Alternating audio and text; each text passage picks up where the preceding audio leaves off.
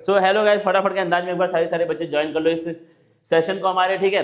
एक बार तुम ध्यान से देख लो कि मैं हट गया हूँ, इसीलिए क्या देखना है सर, बीएसएफ हेड कांस्टेबल का जो आपका वैकेंसी है वो आपकी बाहर आ चुकी है, निकल चुकी है, ठीक है सर। कितने पद हैं, क्या होने वाला है, कैसा टेस्ट होगा, लिखने वाला टेस्ट क्या होगा, फिजिकल टेस्ट क्या होगा, मेडिकल टेस्ट क्या होगा, हर एक चीज के बारे में हम लोग इस वीडियो में यहाँ पे बात करेंगे। वैकेंसी तुम्हारी 2 है, एक बार तुम ध्यान से देख लो, एक बार आप ध्यान से प्लीज चेक कर लीजिए। वैकेंसी आपकी 2 है, कौन कौन सी सर, एक आपका आरओ यानी कि रेडियो ऑपरेटर, ठीक है, दोनों ही बीएसएफ के अंडर आपकी वैकेंसीज हैं, दोनों ही क्या आपकी बीएसएफ के अंदर ही आती हैं, ठीक है। रेडियो ऑपरेटर और एक तुम्हारा क्या आरएम, ये क्या आपका रेडियो मैकेनिक। बहुत लोग जानते होंगे, बहुत लोग नहीं जानते होंगे, ठीक है, बहुत लोग नहीं भी इसके बारे में जान रहे हैं। तो मेरा काम है भाई कि मैं बता दूं, जिससे कि आप लोग फॉर्म भर पाए और एक अच्छी आपको सरकारी नौकरी यहाँ पर मिल पाए, एक अच्छी आपको गारंटीड नौकरी यहाँ पर मिल पाए, ठीक है। संपूर्ण भर्ती गाइड ये होने वाली है, यानी कि आपको इस रिक्रूटमेंट के बारे में जितनी भी जानकारी आपको चाहिए, पूरी की पूरी जानकारी ऑफिशियल साइट से मैं उठा करके यहाँ पर ला के रख दिया हूँ, ठीक है। इसके बाद आपको इन रिक्रूटमेंट्स के बारे में कुछ भी कहीं से देखने की कोई भी जरूरत नहीं पड़ने वाली है, ठीक है। और देखना क्या क्या लिखा हुआ है, सेशन 2026-27 की हम लोग बात करने वाले हैं, ठीक है। पूरी बातें करेंगे, कितने पद हैं, कैसे क्या है। पहले तो देखो कितने पद सर आए हैं, ठीक है, कितने सर यहाँ पर, कितनी रिक्तियाँ, कितनी वैकेंसीज यहाँ पर आई हैं, ठीक है। एक बार तुम ध्यान से चेक कर लो कितनी वैकेंसी यहाँ पर आई है। देखना क्या लिखा है तुम्हारा, क्या लिखा है सर, 1121 टोटल वैकेंसीज आपकी यहाँ पर आई हैं, 1121 रिक्तियां आपकी यहाँ पर आई हैं, ठीक है। उसमें से आपका जो आरओ है उसके लिए 910 पोस्ट हैं और जो आरएम है उसके लिए आपका 211 पोस्ट यहाँ पर आई हैं। मेल फीमेल दोनों ही इसमें एलिजिबल हैं। और तुम ध्यान दो, कुछ आपके कोटास भी यहाँ पर लग रहे हैं, ठीक है। क्या है तुम्हारा, पहले तो बात क्या आपका, एक पहला क्या है तुम्हारा, डायरेक्ट एंट्री होगी, जनरल सिविलियन एप्लीकेंट, ठीक है। जो भी सिविलियन लोग हैं, जो भी हमारे देश के नागरिक हैं जनरल, वो लोग इसके अंदर अप्लाई कर सकते हैं, ठीक है, सारे के सारे, कुछ भी कास्ट हो, कुछ भी हो, ठीक है।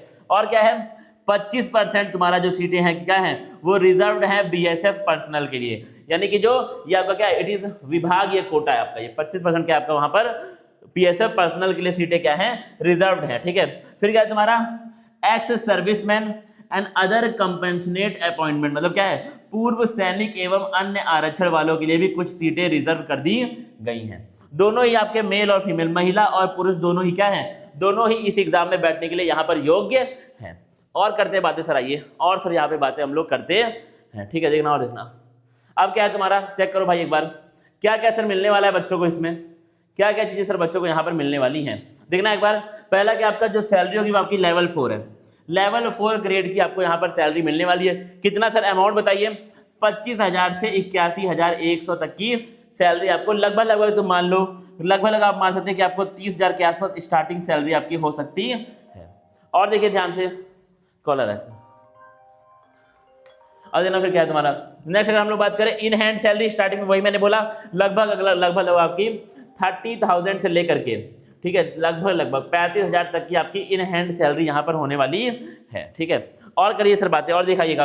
अगर हम लोग बात करें अलाउंस क्या क्या सर मिलेगा, वही सारे के सारे जो भी एक टिपिकल सरकारी नौकरी में लोगों को अलाउंस मिलते हैं, और अलाउंस बहुत ज्यादा मिलते हैं, ठीक है। सरकारी नौकरी की खासियत ये है कि आपको सैलरी के साथ साथ अलाउंस भी बहुत ज्यादा मिलते हैं, भर भर करके। क्या क्या मिलेगा सर, सब कुछ मिलेगा, फ्री मेडिकल, ठीक है। फिर क्या है तुम्हारा आपका risk allowance, DA, HRA, TA, ration, सब कुछ आपको सारे के सारे आपको यहाँ पर अलाउंस जो है वो मिलने वाले हैं, ठीक है।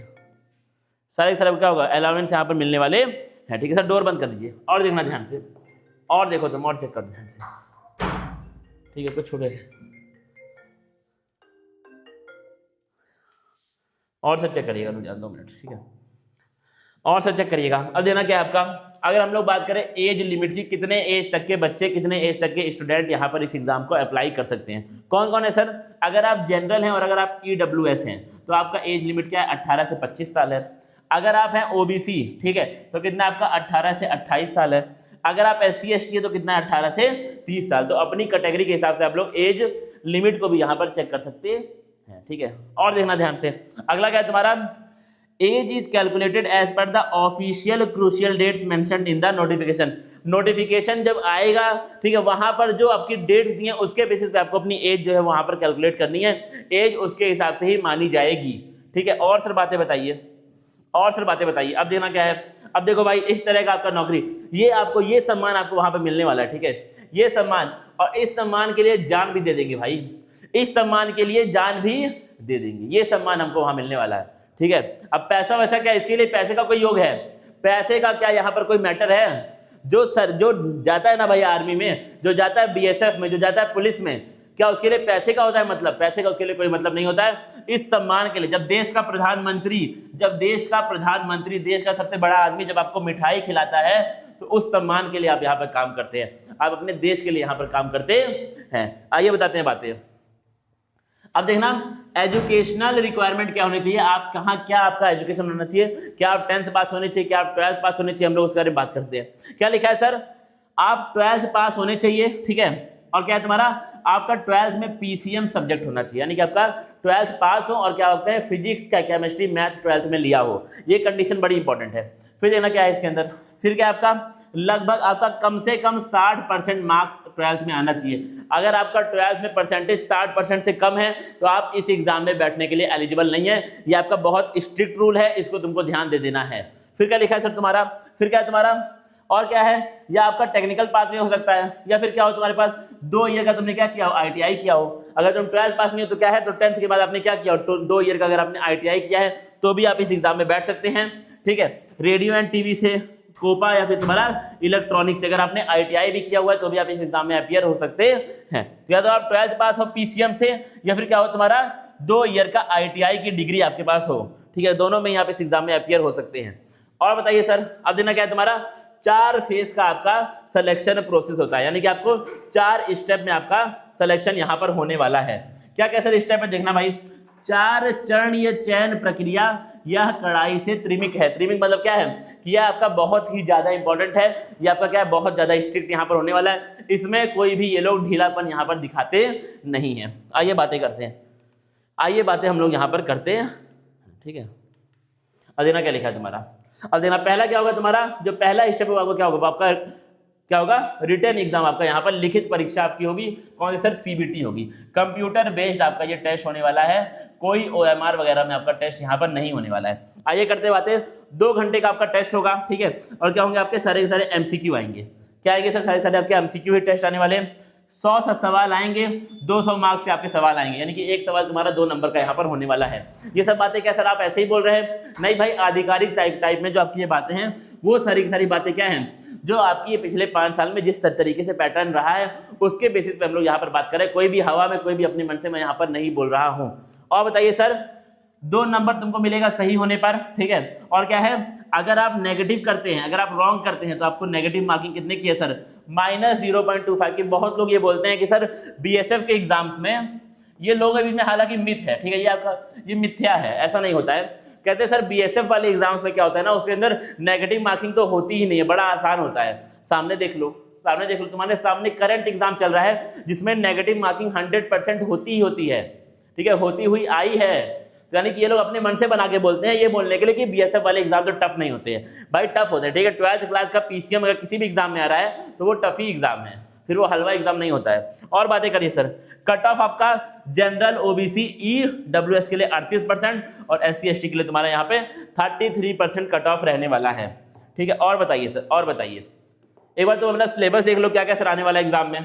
तुम्हारा क्या आएगा, तुम्हारा फिजिक्स आएगा 40 सवाल, मैथ के 20 सवाल, केमिस्ट्री के 20 सवाल, इंग्लिश और जीके के आपके यहाँ पर 20 सवाल आने वाले हैं। सब आपका 10+2 का आएगा, सब तुम्हारा 10+2 के ही लेवल का आने वाला है, ठीक है।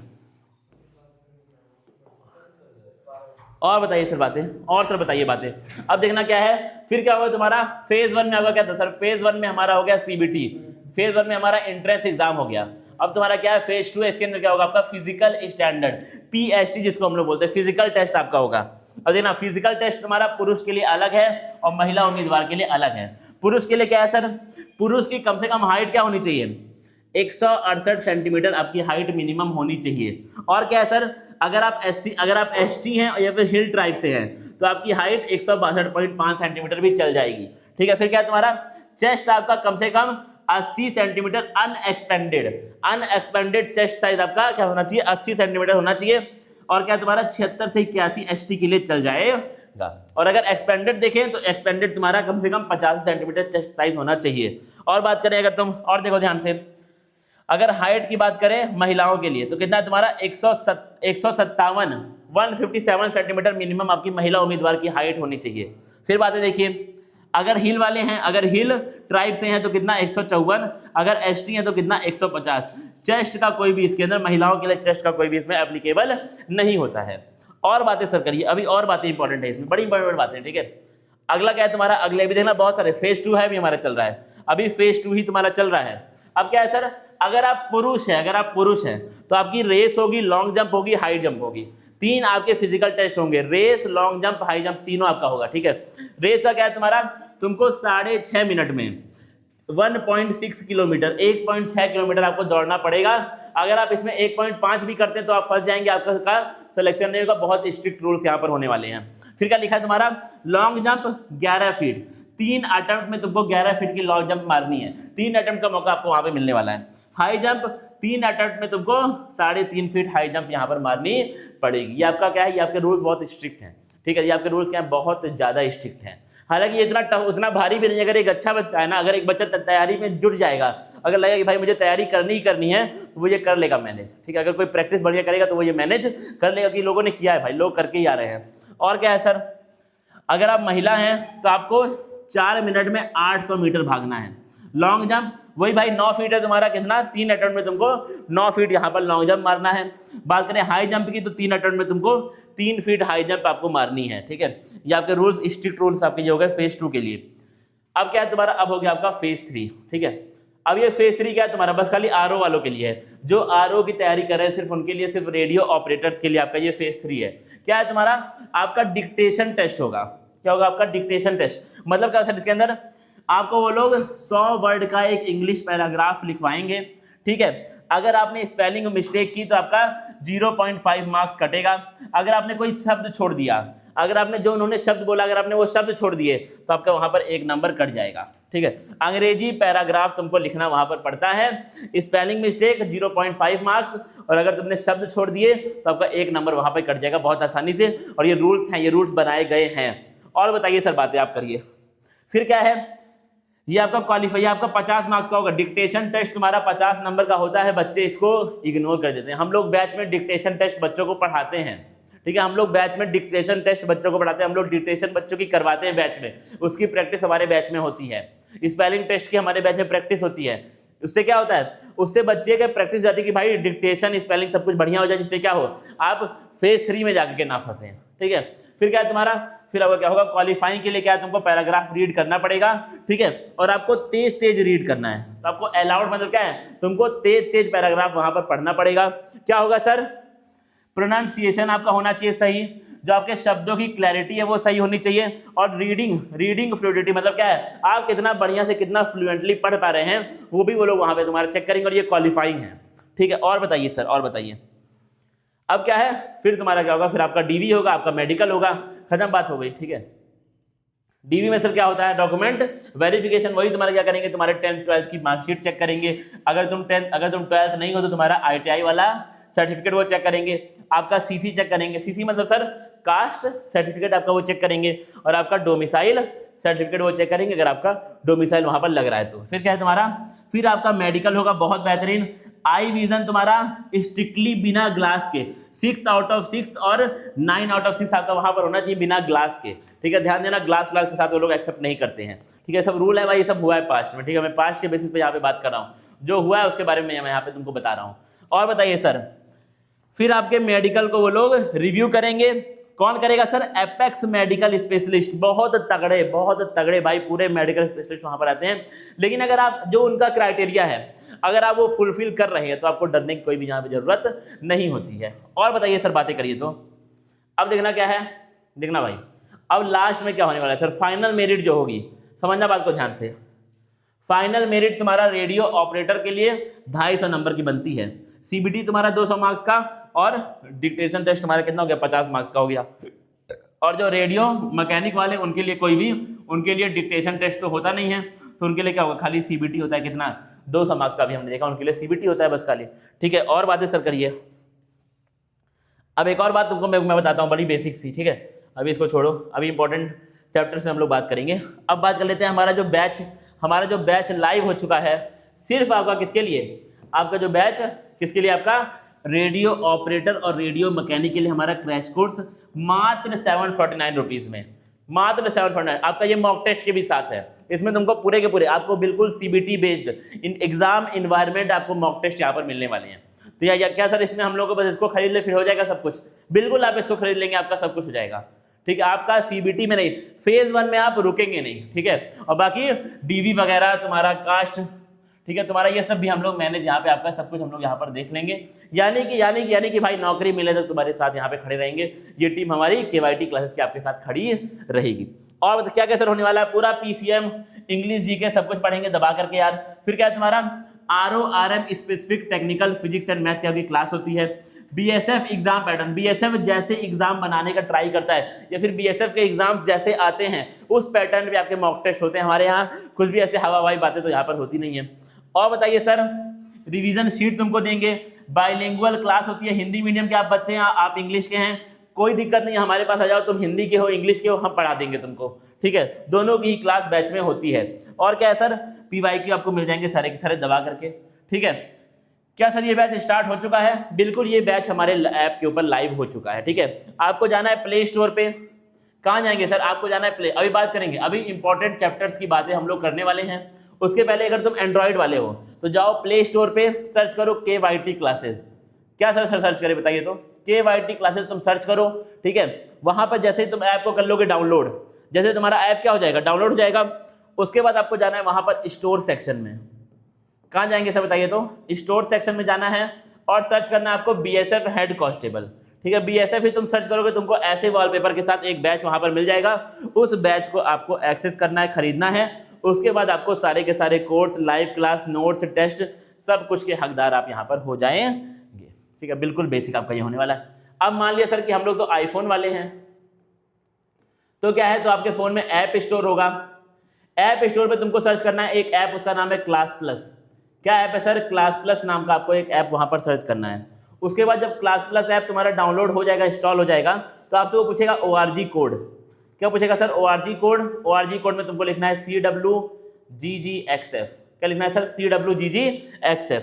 जैसे ही आप ये कोड वहां पर लिखेंगे, आपको हमारे ऐप का एक्सेस मिल जाएगा। अगर आपसे ये वाला काम ना हो पाए, या फिर यहाँ पर भी अगर आप प्ले स्टोर वाले भी हैं, अगर आपको ऐप नहीं मिल रहा है, अगर आपको बैच नहीं मिल रहा है, तो नंबर यहाँ साइड में तुमको दिख रहा होगा, बाकी मैं यहाँ पे लिख दे रहा हूँ 80 90 76 92 87 8090769287।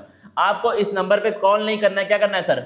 आपको इस नंबर पे व्हाट्सएप कर देना है। व्हाट्सएप करेंगे, 1-2 घंटे में हमारी टीम आपको रिप्लाई दे करके आपका काम करवा देगी। आपको बैच का ऐप का एक्सेस आपको दिलवा दिया जाएगा। अब सर करते हैं बातें कि हमारा क्या पढ़े सर, ठीक है। बताइए अब क्या पढ़ें, ठीक है। आवेदन तुम्हारा आने वाला है, नोटिफिकेशन आपका आने वाला है, सब कुछ होने वाला है। अब आपको सिर्फ पढ़ाई करनी है, ठीक है। अब क्या करना है सर? हमको बस खाली पढ़ाई करनी है। आइए देखते हैं। अगर तुम फिजिक्स का देखोगे, फिजिक्स सबसे ज्यादा इंपॉर्टेंट है इस एग्जाम के लिए। आपके रिटर्न एग्जाम के लिए सबसे ज्यादा वेटेज किसका है सर? फिजिक्स का है। तुम पढ़ लेना मैकेनिकल प्रॉपर्टीज ऑफ मैटर, यांत्रिकी और पदार्थ के गुण, ठीक है। थर्मोडायनेमिक्स आपका इंपॉर्टेंट है। आपका जो SHM आपका बहुत ज्यादा इंपॉर्टेंट होता है, चैप्टर्स में आते हैं सवाल। मॉडर्न फिजिक्स तुम पढ़ लेना। ऑप्टिक्स आपको पढ़ना है, आपको क्या करना है। और क्लास 12 का आपको NCERT का फर्स्ट, सेकंड, थर्ड चैप्टर तो आपको पढ़ना ही पढ़ना है। वहां से सबसे ज्यादा सवाल पिछले सालों में पूछे गए हैं। और सर बातें करिए। और क्या तुम्हारा, अगर बात करें हम लोग मैथ की, तो वही है तुम्हारा अलजेब्रा पढ़ लो, ट्रिग्नोमेट्री पढ़ लो, कोऑर्डिनेट ज्योमेट्री पढ़ लो। आपका कैलकुलस से सवाल आते हैं भर भर करके। और क्या तुम्हारा इस फॉर्मूले से ये फॉर्मूला बड़ा इंपॉर्टेंट पाया गया। क्यों सर? क्योंकि इस फॉर्मूले से सवाल बार बार पूछे गए हैं। इसका नाम तुम बताओगे, ये कौन सा फॉर्मूला है, इसका नाम आप बताएंगे। अगला क्या है हमारा सर? केमिस्ट्री। सबसे ज्यादा कहां से आते हैं? सबसे ज्यादा सवाल आपके ऑर्गेनिक केमिस्ट्री से पूछे गए हैं। ऑर्गेनिक को अपने स्ट्रांग करो, फिजिकल, इनऑर्गेनिक सबके लिए मैं हूं ही, ठीक है। मैं पर्सनली आपको केमिस्ट्री पढ़ाऊंगा बैच के अंदर, तो आपको कोई दिक्कत वाली बात ही नहीं है। और बताइए सर, और बताइए।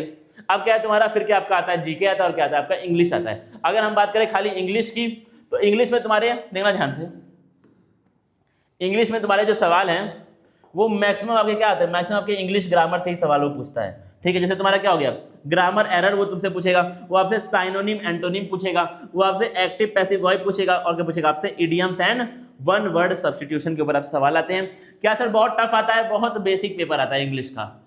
इंग्लिश के मामले में आप नहीं फंसेंगे, ठीक है। इंग्लिश का पेपर क्या है? बहुत बेसिक आता है। फिर अगर बात करें जीके की, तो आपका बिल्कुल बेसिक इंडिया जीके आपका यहाँ पे पूछता है। इंडिया जीके आपका वो बेसिक पूछता है, ठीक है। थोड़ा बहुत उसके अंदर वो आपका थोड़ा आर्मी के बारे में पूछ लेगा जीके में, थोड़ा डिफेंस के बारे में, इन सब के बारे में सवाल थोड़े से ज़्यादा आते हैं। हालांकि उसी का ओरिएंटेड हम लोग पढ़ाई भी करेंगे बैच में, तो कोई दिक्कत वाली बात नहीं, हो जाएगा ये वाला काम, ठीक है। और बताइए सर, और कुछ बातें सर आपके पास हैं क्या? अब क्या है तुम्हारा, अगर बात करूँ मैं जॉब प्रोफाइल की, अगर बात करूँ आपके जॉब प्रोफाइल की, ठीक है, तो अब क्या है, यह मानक सीमाग्रस्त नहीं है। मतलब कि ऐसा नहीं कि आपकी नौकरी जो है वो एकदम बॉर्डर पे वहां पर लग जाएगी, ऐसा नहीं आपका होने वाला है। क्या है, आप तकनीकी विशेषज्ञ होंगे। You will handle sensitive encryption and communication. मतलब क्या है, आप मेनली आपका एज अ टेक्नीशियन वहां पर जा रहे हैं। आपको तो क्या करना है, आपको तकनीकी वहां पर जो होती हैं चीजें, आपको उनके ऊपर काम वहां पर करना है, ठीक है। तो आपका ऐसा नहीं है कि आप वहां पर एकदम बॉर्डर पे जाके आपको वो लोग खड़ा कर देंगे, ऐसा नहीं होने वाला है, ठीक है। और बताइए सर, अब देखना क्या है तुम्हारा, क्या क्या आपकी होंगी ड्यूटीज। अब इसको भाई तुम पढ़ लेना, ठीक है, इसको तुम पढ़ लेना।